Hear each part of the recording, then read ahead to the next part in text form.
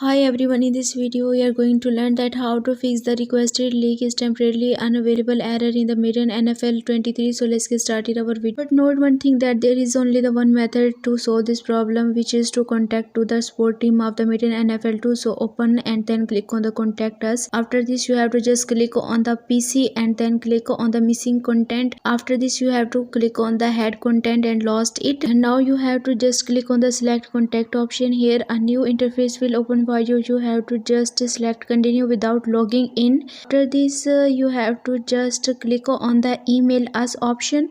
Moving to the next, you will find here step of the interface. You have to just click on the login. After that you will find here step of the interface. You have to give your details here, and after this you have to just click on the next, and here you will find step of the interface. You have to give your email and all the details. After this you have to just click on the next, and now you have to just write here the title about your issue. After this you have to just make a requested mail here in which your issue has been described, and now you have to just attach a screenshot of your problem as well, and then click on the send. Within 24 to 48 hours your problem will be solved. I hope this video will be helpful for you. If you have any question, you can leave a comment below. I will help you. So give this video a like and also subscribe my channel. Let me guide. Thanks for watching.